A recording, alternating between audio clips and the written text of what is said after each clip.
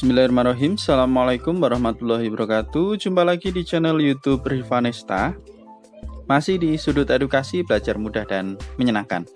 Bagaimana kabar adik-adik hari ini, siswa-siswi kelas 5 ya khususnya? Semoga selalu dalam keadaan sehat, karena bagaimanapun dengan kondisi yang sehat, kita bisa melakukan berbagai kegiatan yang kita inginkan. Dan dengan keadaan yang sehat pula, pastinya kita bisa belajar bersama untuk membahas soal-soal dari buku penilaian Bu Pena untuk SD atau MI kelas 5 ya. Kita masih di jilid 5C, tema 7 ya, peristiwa dalam kehidupan. Dan kali ini kita akan melanjutkan pembahasan di subtema 3 ya. Ayo berlatih subtema 3, subtema 2 ya. Ayo berlatih subtema 2, pendamping pembelajaran 3 dan juga 4 ya. Oke, langsung saja kita ke soal yang akan kita bahas ya. Ayo berlatih pendamping pembelajaran 3 ya. Ini di halaman 119. Bacalah teks berikut dengan seksama. Ini judulnya adalah tentang IR Soekarno atau Insinyur Soekarno. Insinyur Soekarno atau yang lebih dikenal dengan nama Bung Karno merupakan tokoh penting dalam sejarah kemerdekaan Indonesia. Bung Karno merupakan pembaca teks proklamasi pada tanggal 17 Agustus 1945.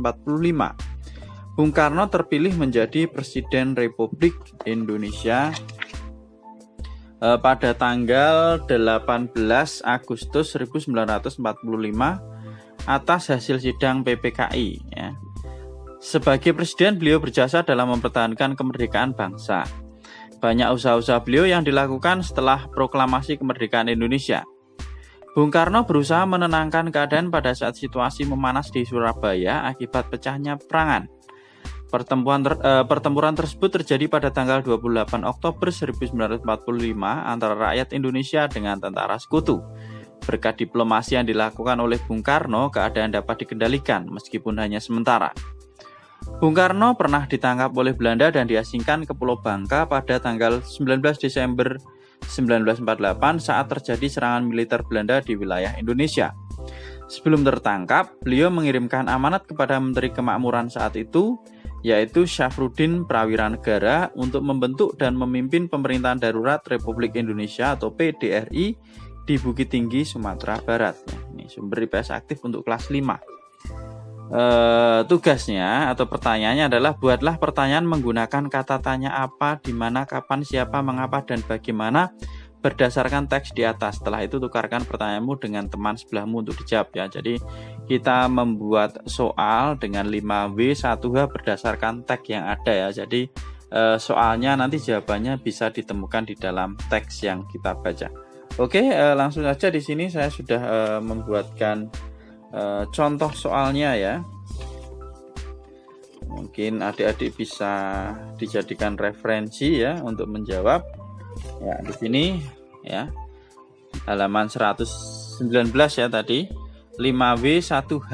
Ya, yang pertama, apa yang dibaca Bung Karno pada tanggal 17 Agustus 1945? Tadi jawabannya ada ya. Kemudian pertanyaan yang kedua, di mana Bung Karno diasingkan oleh Belanda?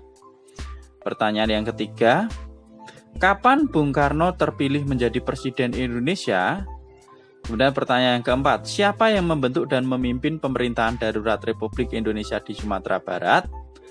Pertanyaan yang kelima, mengapa Bung Karno menjadi tokoh penting dalam sejarah kemerdekaan Indonesia? Itu ya. Kemudian ini adalah 5W dan satunya H atau how, bagaimana ya. Bagaimana cara Bung Karno menenangkan keadaan memanas di Surabaya akibat pertempuran? Nah itu ya. Kita sudah membuat 6 buah pertanyaan dengan menggunakan 5W 1H. Oke, kita lanjutkan ke ayo berlatih berikutnya. Ini ada di halaman 121. Ini muatan pelajaran IPS kalau tadi bahasa Indonesia ya. Ini ada bacaan ya, materinya, kemudian ini soalnya. Nomor 1, apa latar belakang terjadinya perang 10 November 1945 di Surabaya? Latar belakangnya itu apa? Di sini sudah saya tuliskan ya. Jadi yang melatar belakangi adalah tewasnya pemimpin tentara sekutu yaitu Brigadir Jenderal A.W.S. Malabi. Ya, itu jawabannya ya. Mungkin kalau terlalu cepat bisa di pause ya adik-adik semua ya. Kemudian nomor 2. Tuliskan tokoh-tokoh yang terlibat dalam perang 10 November 1945. Tokoh yang terlibat itu siapa saja? Di sini sudah saya tuliskan ya. Ini berdasarkan bacaan yang ada di materi ya. Jadi Brigadir Jenderal Malabi ya. Kemudian ada R.M. Suryo ya. R.M. Suryo itu adalah Gubernur Jawa Timur ya. Kemudian ada Kolonel Sungkono ya. Kolonel Sungkono itu adalah yang memimpin ya pasukan TKR. Kemudian ada Bung Tomo ya. Kemudian pertanyaan yang ketiga, siapa nama pemimpin TKR yang gugur pada pertempuran Ambarawa ya, soal nomor 3. Ini jawabannya adalah mana ini ya? Ini ya, Letnan Kolonel Isdiman ya, ini meninggal kemudian diganti Kolonel Sudirman ya. Jadi pada saat itu ya, pemimpin pasukan TKR itu gugur dan diambil alih oleh Kolonel Sudirman, yaitu dia adalah Panglima Divisi 5 dari Banyumas. Kemudian nomor 4, buatlah lini masa urutan peristiwa Perang Ambarawa ya. Lini masa urutan peristiwa Perang Ambarawa ini agak panjang ya adik-adik. Oke, bisa dilihat di sini ya. Lini masa urutan Perang Ambarawa. Oke. Ya. Di sini mungkin saya perlihatkan terlebih dahulu ya. Ya, oke, mungkin kalau terlalu cepat bisa di pause ya. Oke, ya. Jadi yang pertama pada tanggal 20 Oktober 1945 itu sekutu datang ke Semarang dengan membonceng tentara Nica. 2 November 1945 dilakukan perundingan oleh Soekarno dan Brigjen ya, ini maaf bukan Brigjen ya. Brigjen Brigadir Jenderal Battle yang disebabkan insiden Magelang antara TKR dan sekutu. Ini Brigjen maaf ya, Brigjen Brigadir Jenderal ya. Kemudian tanggal 20 November 1945 sampai 15 Desember ini terjadi pertempuran Ambarawa yang dilatar belakangi bahwa tentara sekutu melanggar perjanjian keamanan. Kemudian pada tanggal 26 November ya 1945 pimpinan pasukan TKR yaitu Letkol Isdiman itu gugur dan digantikan oleh Kolonel Sudirman. Dan berkat kecerdikan dari Jenderal Sudirman ya, ini ya Kolonel Sudirman, Jenderal Sudirman, pada tanggal 15 Desember 1945 pasukan TKR dapat memukul mundur sekutu dari Ambarawa dan pasukan dan akhirnya sekutu bergerak kembali ke Semarang ya. Itu ya lini masa peristiwa Perang Ambarawa. Oke, selanjutnya nomor 5. Mengapa rakyat Bandung membumi hanguskan kota Bandung Selatan? Nah, ini apa alasannya? Oke, untuk yang nomor 5 jawabannya adalah ini adik-adik nomor 5 ya, agar tidak dapat dipakai oleh musuh. Jadi dibumi hanguskan kota Bandung Selatan ini agar tidak dapat digunakan oleh musuh. Oke, itu untuk muatan pelajaran IPS ya, tadi di halaman 121. Sekarang kita menuju ke halaman berikutnya. Ini pendamping pembelajaran 4 ya. Pendamping pembelajaran 4. Nah, ini ada di halaman 124. Ayo berlatih. Ya, ini ada bacaan. Ya, mungkin adik-adik bisa dibaca sendiri ya. Ini saya dekatkan. Kalau mau dibaca boleh di pause terlebih dahulu. Judulnya tentang Muhammad Hatta ya. Oke, langsung saja ya. Kalau sudah dibaca, kita ke ayo berlatih ya. Bacalah kembali teks berjudul Muhammad Hatta. Setelah itu tuliskan kesimpulan sebanyak 1 paragraf dari keseluruhan informasi yang disajikan dalam teks tersebut. Tuliskan dalam kotak berikut. Oke ya, ini saya buat lebih dekat supaya lebih jelas ya adik-adik. Kalau mungkin kurang jelas bisa diperhatikan ya atau bisa didengarkan ya. Oke. Kesimpulannya, Muhammad Hatta adalah wakil presiden Indonesia pertama. Beliau lahir di Bukit Tinggi, Sumatera Barat, tanggal 12 Agustus 1902. Bung Hatta aktif dalam organisasi Jong Sumatera, ya ini Jong ya, Jong Sumatera. Beliau juga ikut merumuskan teks proklamasi dan mendampingi Bung Karno membacakan teks proklamasi. Atas jasa-jasanya, beliau diberi gelar Bapak Proklamator Kemerdekaan Indonesia. Ya ini ya kesimpulan dari teks yang berjudul Muhammad Hatta ya. Itu adik-adik. Nah, oke, mungkin kalau terlalu cepat saya membacakan bisa diulangi lagi atau mungkin bisa di pause ya. Maaf tulisannya tidak begitu bagus ya. Tapi kalau kurang jelas bisa didengarkan ya. Oke. Itu sekarang kita lanjutkan ke muatan pelajaran PPKN ya. Ini telah ada di bawahnya ya, di halaman 125 masih. Kerjakan soal-soal berikut. Nomor 1. Jelaskan keberagaman yang ada di daerah tempat tinggalmu berdasarkan unsur-unsur budaya yang ada di Indonesia. Oke, untuk yang nomor 1 bisa dilihat ya adik-adik. Ya, di sini saya tuliskan ya. Ya, yang pertama ada keragaman mata pencaharian ya.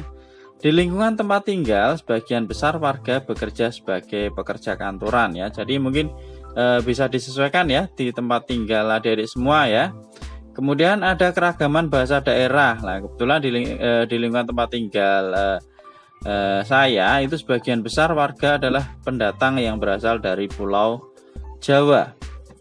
Kemudian untuk keragaman kepercayaan, warga di lingkungan tempat tinggal menganut agama yang berbeda-beda ya, walaupun sebagian besar adalah Muslim, tapi ada juga ya, ada yang agamanya Kristen, ada yang Katolik ya, ada yang agama Hindu dan juga Buddha. Itu ya untuk soal nomor 1. Selanjutnya soal berikutnya nomor 2. Pertanyaannya adalah, apakah keragaman menjadi salah satu penyebab munculnya ancaman bagi persatuan Indonesia? Jelaskan. Oke. Ya, untuk yang nomor 2, jawabannya adalah tidak, ya, karena keragaman itu merupakan kekayaan, ya. Kekayaan justru ya, serta hal yang indah dan seharusnya dapat menyatukan rakyat Indonesia, karena dengan keragaman kita bisa menambah wawasan ya, kita bisa belajar ya. Misalnya keragaman budaya, kita bisa belajar budaya dari daerah lain sehingga memperkaya khasanah, memperkaya keilmuan kita ya. Itu. Selanjutnya kita ke soal nomor 3. Apa yang sebaiknya kita lakukan untuk mencegah hadirnya ancaman bagi persatuan Indonesia? Jelaskan alasanmu. Nah, upaya yang kita lakukan adalah dengan menjaga dan ikut melestarikan keberagaman kebudayaan Indonesia ya. Ikut menjaga dan melestarikan ya, agar ancaman bagi persatuan Indonesia itu tidak ada ya. Justru keragaman sekali lagi tadi adalah merupakan kekayaan Indonesia ya. Oke, kita ke nomor 4 ya. Ini ada sedikit cerita. Lani memiliki teman baru di kelas yaitu Sari. Sari berasal dari Jawa Tengah. Saat bermain, Sari tidak mau menggunakan bahasa Indonesia. Sari menggunakan bahasa daerah yang belum dimengerti oleh teman-temannya. Sari juga hanya bermain dengan teman yang sesuku dengannya. Pertanyaan yang A, apakah tepat sikap Sari menggunakan bahasa daerah saat bermain dengan teman yang tidak mengerti? Ya, jawabannya adalah tidak tepat ya. Di sini saya tuliskan tidak tepat yang A. Kemudian yang B, apakah sikap Sari menunjukkan semangat persatuan dan kesatuan? Jawabannya juga tidak ya. Yang B jawabannya adalah tidak. Kemudian yang C, jika kamu menjadi teman Sari dan Lani, apa yang akan kamu lakukan ya? Nah, tentunya akan menggunakan bahasa persatuan yaitu bahasa Indonesia ya. Karena tadi Sari itu berasal dari Jawa Tengah ya. Tentunya dia menggunakan bahasa Jawa. Sedangkan mungkin tinggalnya itu teman-temannya itu ada di Jakarta atau di Jawa Barat lah. walaupun sama Jawa, tetapi ya di Jawa Barat itu bahasanya adalah bahasa Sunda ya. Jadi menjadi tidak nyambung ya kalau berkomunikasi karena menggunakan bahasa daerah. Makanya sebaiknya digunakan bahasa persatuan, yaitu bahasa Indonesia. Oke ya adik-adik, mungkin ini dulu pembahasan untuk Ayo Berlatih pendamping pembelajaran 3 dan juga 4 ya, di tema 7 subtema 2. Untuk pendamping pembelajaran 5 dan 6 tetap ikuti terus di channel YouTube Rivanesta. Dan yang masih ketinggalan bisa disimak di playlist ya, Bu Pena kelas 5. Sekali lagi terima kasih sudah meluangkan waktu untuk belajar bersama. Mohon maaf apabila ada kekurangan, silahkan pertanyaan ataupun saran bisa dituliskan di kolom komentar ya. Jangan lupa untuk selalu berdoa agar diberikan kemudahan dan kelancaran. Dan saya akhiri, Assalamualaikum warahmatullahi wabarakatuh.